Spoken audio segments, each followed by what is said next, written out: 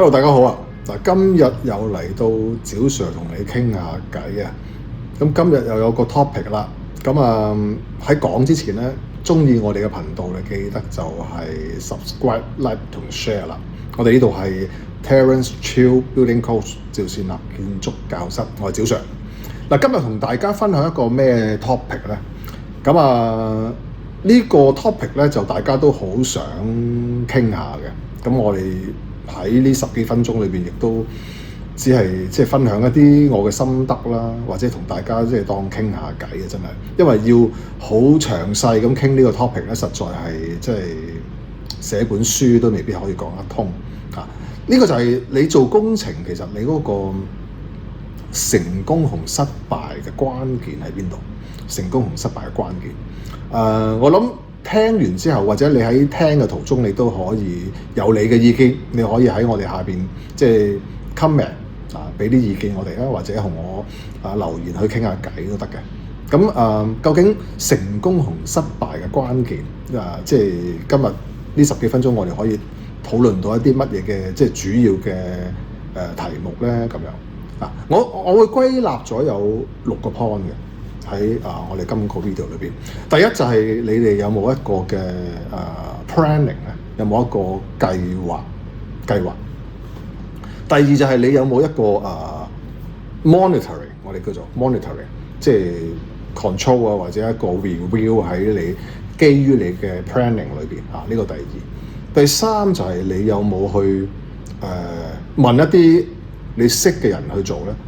因為冇人識晒所有嘢。包括喺工程界裏邊所有人，就算你最叻嘅人，世界上最叻嘅人都有嘢你唔識嘅有冇問翻一啲你識嘅人去面對你嘅問題咧？第4點，你有冇揾一啲識嘅人去做嘢咧？兩樣嘢嚟嘅。你問一啲識嘅人，就係話你可能問完佢之後，你可能喺你嘅範疇裏邊，你根據佢嘅教導或者一個指路你去 execute 你嗰個執行你自己嘅做法另一個就係有一啲 trade 或者有一啲情況，你完全係唔係你個專長嚟嘅。可能舉例，你有啲 NSC 啦，有啲喺個如果喺工程裏邊咧，咁你可能係要 specialist 去做嘅。咁你冇理由去識做晒所有唔同 trade 嘅 items 噶嘛，係嘛？呢啲就正你係咪揾到一啲合適嘅人做呢啲你唔識做嘅嘢呢個都係一個學問嚟嘅，係嘛？頭先第3嗰個係問識嘅人啦，第4係有冇揾識嘅人去做你嘅其中 part of 你嗰個 works 第5樣嘢啦，你有冇從頭先所有嘅步驟裏邊咧，你學到嘢咧？學到嘢，下次好多嘢就係問少啲啦，唔使嘥咁多時間去鑽研啦，咁慳好多時間面對一啲嘅錯誤，亦都係喺個學習裏邊去得到呢個知識，就走少好多冤枉路。第6樣嘢啦，第6樣嘢咧就係你有冇轉彎嘅咧？其實譬如你面對一啲 problem 嘅時候，識唔識得轉下個賽道咧，係嘛？持續咁做都係有啲問題出現喎，係咪繼續堅持咧？等1個月、2個月、3個月、4個月都係咁等嗰件事咧，其實咧都冇改善過。咁其實所以永遠都係，如果有啲問題出現，你係要改一啲嘅做法。即係話你有冇 review？即係喺第2點嗰度 monitoring 之後咧，第6點嗰度你有冇真係改變一啲嘅做法？呢6點係今日我想同大家傾一傾嘅。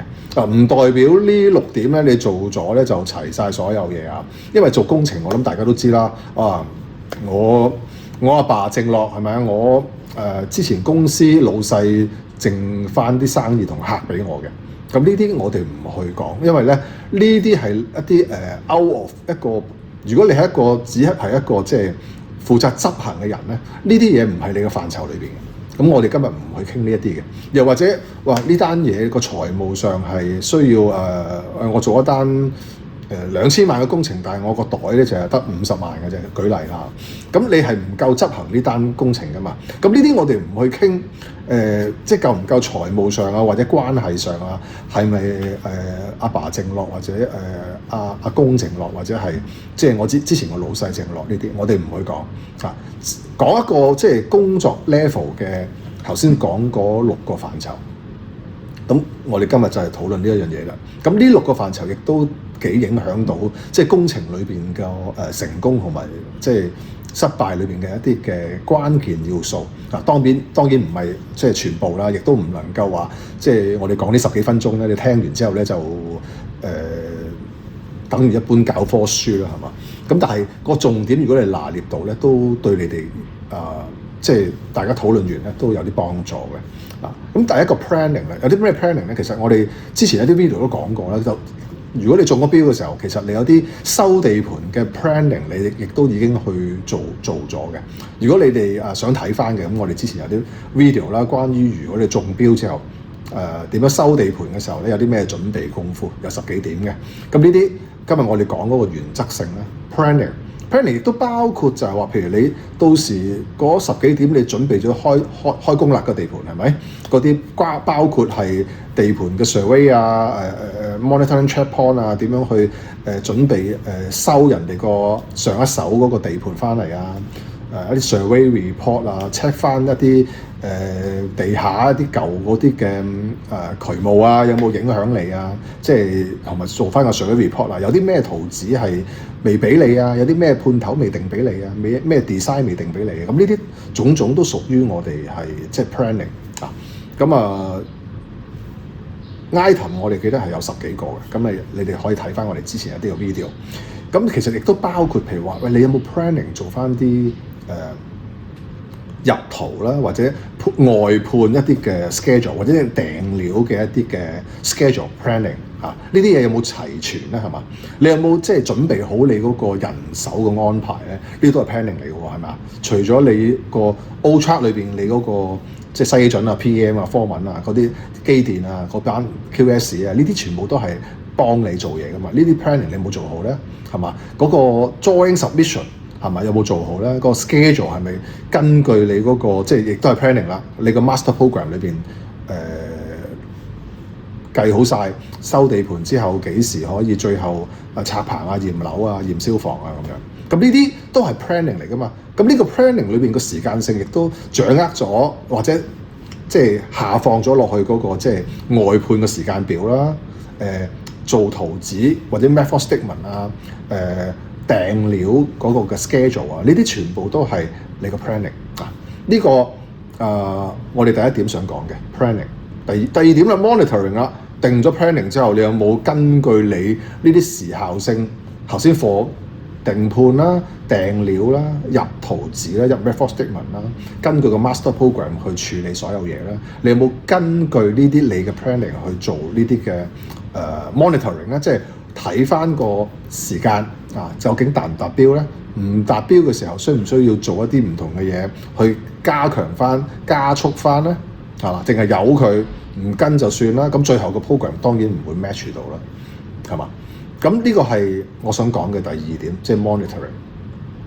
第三點啦，頭先所講啦，有冇問你即係喺呢一啲專業裏邊有可能有啲你唔識嘅嘢，你問一啲識嘅人，你身邊，所以有時關係或者朋友或者係你嘅導師咧，又或者係你嘅前輩咧，咁你有時都要同佢哋溝通下噶啦。咁有啲咩人係你可以問嘅？譬如我唔係好熟機電，或者我唔係好熟一啲 temporary works 嘅嚇，我唔係好熟關於起天秤或者起一啲 material hoist。我唔係好熟咧，關於一啲雖然我哋 RGBC 如果做得一啲關於地基啲嘅 rough foundation， 可能我哋做得嘅3米之內係咪？咁我哋唔係太熟喎，因為我少做一啲呢個例子啊。咁我問翻一啲即係呢啲嘢叻啲嘅人啊，我機電我要做嘛。咁但係有啲嘢我哋唔係好熟，雖然我哋要外判，咁但係你嗰個統籌都需要去人手噶嘛？你唔熟嘅時候，你點樣做咧？關於合約嘅，你可能你唔係好熟嘅，咁你係咪要揾翻啲專業嘅睇合約嘅人士要幫下你咧？係嘛？外判嗰啲，你會唔會可能舉例咧？你又唔係好熟一啲嘅underground drainage 裏邊嘅情況，即係呢啲全部都係一啲例子。你可能好叻關於我釘板紮鐵落石屎㗎，呢啲已經係出神入化啦啊！咁啊，亦都好熟咧，關於fitting out works 係嘛？我係做啲 panel 板啊、油漆啊、鋪地板啊嗰啲我好熟啦，嗰啲 timber deck 啊嗰啲我好熟，但係我係即係機電方面啊、合約方面啊，我弱一啲嘅，即係呢個一啲例子係咪經常都會有呢啲情況出現啊？你應該問翻一啲喺嗰方面你比較冇咁叻嘅地方咧，問一啲識嘅人。咁啊睇下佢哋嘅意見，聽佢哋嘅意見。呢個係我哋第三樣嘢想講。第四樣嘢啦，當然係啦，都成日都講噶啦。你會唔會係問翻你究竟你個外判裏邊有啲 trade 唔係你嘅專項嘅時候，你係揾一啲適當嘅人去做。咁當然啦，如果你係一個作為舉例，你係一個 main contractor，你係裏邊嘅獲授權簽署人或者一個 PM 或者一個負責人，公司嘅老闆。咁你係咪會外判翻一啲你唔熟悉嘅 trade 俾嗰啲 specialist 去做啊？例如你可能你專係釘板紮鐵落石屎，一個例子，你唔熟拆樓嘅，我唔熟地基嘅，但係有部分嘅拆樓同埋地基嘅 works 咧已經 involve 咗喺你呢單嘢度，你係咪應該揾翻一啲即係 specialist 或者專係做呢一個項目嘅人士啊，或者判頭啊，或者係專業人士咧，幫你去做管理或者做嗰個 contractor， 即係呢啲係一啲例子。你識得揾呢啲合適嘅人咧，都非常之緊要嘅。並唔係咧，即係你唔識做，但係你亦都唔識得揾一啲合適嘅人士啊。呢個大家需要拿捏嘅啊。呢個係我第四樣嘢想講。嗱，第五樣嘢我想講嘅咧，就係講關於你有冇喺從中頭先嗰幾項嘢裏邊，你有一個學習啦。咁當然，如果你能夠，譬如你頭先我第三項，你問人一啲你冇咁熟悉嘅範疇，你喺裏邊你學到嘢，咁你嘅知識就會更加豐富，對你掌握全盤嘅工程裏邊嘅棋局啊，或者你嗰個掌握咧就會更加好，亦都將來問人哋啊或者嘅情況亦都會減少，咁亦都會有利於你其他所有範疇嘅發展。所以你學習唔係話淨係你planning 咗 monitoring 咗，中間都有學習啦，係咪？你問人嘢嗰度係咪都會有學習啊？就算你第四樣嘢，你揾一啲 specialist 去幫你做嘅時候，你從中都係會有學習。所以你喺頭先嘅第一、第二、第三、第四項都會有學習，都會有學習。咁去到第五點啦，就係話你有冇喺你做工程裏邊，如果做晒頭先1、2、3、4，亦都有學習啦。遇到有問題嘅時候，你會唔會去改變咧？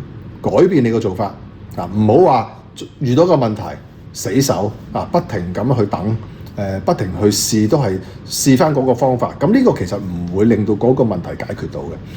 當然你係要不斷喺個工程裏邊咧，會有機會面對唔同嘅問題啊。每一單工程都係可能係一個即係有幾成嘅地方都係。每一次都係會有新嘅面對嘅，就算你有幾有經驗咧，都有一啲部分咧係你未試過去接觸 encounter 嘅情況，需要你解決問題。咁所以你有能力去改變個思路、改變個做法咧，都係有頭先你之前嗰1至4點同埋你個學習裏邊咧，你掌握咗個能力咧，就令到你第6樣嘢個應變能力咧就加強，亦都要係。有改變先至會令到件事咧，個問題可以解決。舉個例子啊，我有一個好 practical 嘅例子。我曾經面對過有一次個 case 咧，就係都係我朋友一個地盤，咁佢問翻我，咁我因為我以前都處理過一啲咁嘅 case，就係有個地盤，有冇試過大家做因為雜項係咪好多㗎？係一個建築地盤。咁一開頭咧，我哋就因為覺得唔係太多啊，咁我哋就會可能即係俾2、3個雜工去處理咗，掃下垃圾啊，做下啲雜項嘢啊，執下板啊，係嘛，撞下絲山窿啊，做下啲揾下啲 spalling 啊，係咪？總之一啲雜項或者一啲嘅清垃圾嘅、清泥頭啊嘅工作係嘛？咁當呢啲咁嘅工作越嚟越多嘅時候咧，有冇試過咧？最後係可能8、9個、10個、12個，甚至15個，你覺得個進度咧都係唔係太理想喎？比即係其他個 trade 咧，或者業主咧，或者即係則師咧追你個進度，關於雜項咧就影響咗其他嘅工序嗱。經常係咪有呢樣嘅情況？就算你加到15個咧，覺得都係即係進度都不如理想啊！哇，個 budget 已經大到無倫啦。結果咧就因為知道價錢就用咗咁多啦，進度仍然不如理想。咁最後咧，其實個最好嘅決定係咩咧？你要轉一個方法，究竟點樣先做得好咧？最後你可能係根本上一早就應該外判咗個即係雜項，咁咧令到咧可能係其實俾咗一個人，你計一計條數，咁啊你可能開頭計咗，原來係貴咗喎，以為其實就唔係喎。你計一計原來咧，你可能係俾緊一個，如果用工數計啊，可能8個人、9個人嘅工數。outsource咗俾嗰個人，好過佢根本上就15個人都做唔到嗰個效果。咁但係其實嗰個判頭可能佢用5個雜工咧就可以同你殺起嗰單嘢。你有冇發覺有啲咁嘅 case 出現咗？其實佢係5個人，因為你判俾佢個價錢，佢已經係即係攞到你呢個錢嘅，佢一定會同你搏命。所以呢5個工人咧，無論佢可能日以繼夜啊，夜晚開埋工啊，都同你搞掂單嘢。你唔好理佢，可能佢5個人，但係佢做得到，你可能你15個人都做唔到嘅雜項嗰個嘅 workload。咁好過你俾15個人錢啦，可能你outsource俾佢，可能係大約係8個人嘅人工嘅月薪乘以可能15個月咁樣。呢個就係嗰個 outsource contract sum啦。好過你每個月都俾緊15個人嗰個雜工費，亦都可能個進度比你outsource俾佢更慢。咁所以呢個都係一個你思路上其中一個例子，就係話面對一啲問題譬如達唔到嗰個progress 嘅效果，用得更多錢，你會唔會轉一個方法咧？例如你轉咗一啲 outsource 嘅方法啊，轉咗一啲嘅做法啊，咁其實就成件事就解決咗。呢啲就係我頭先所講嘅第6點，識唔識轉彎啊？所以今日同大家分享咧就係6點啦，同大家 summarize 一下一個總結一下。第一點，你有冇 planning？ 第二，有冇monitoring？ 即係喺中間你有冇一啲即係睇翻之前嘅進度咩唔 match 到你嗰個即係預算嗰個 planning 嗰個目標？呢個我哋叫 monitoring。第三，你有冇問一啲適當嘅人係幫助你一啲你唔識嘅嘢？第四，你有冇揾一啲專於某啲專項嘅人咧做你嘅工程裏邊所需要嘅項目？第5樣嘢，你有冇去做學習？有冇學習？喺前面嗰4樣嘢裏邊有一個學習。而第5樣嘢咧，就第6樣嘢咧，而第6樣嘢咧，就係你有冇一個即係改變你個做法，令到你個工程咧，因為你喺前面嗰4樣嘢嘅做法同埋個學習咧，有能力咧係有效地做一個變通。咁呢個就係我哋今日想同大家分享一個6個點，關於做工程成功同埋失敗嘅一個關鍵，同大家做一個少少嘅分享。好啦，咁鍾意我嘅頻道，記得就 subscribe 同 like 同 share 啦。咁下次趙 Sir 同你傾下偈，再見面，拜拜。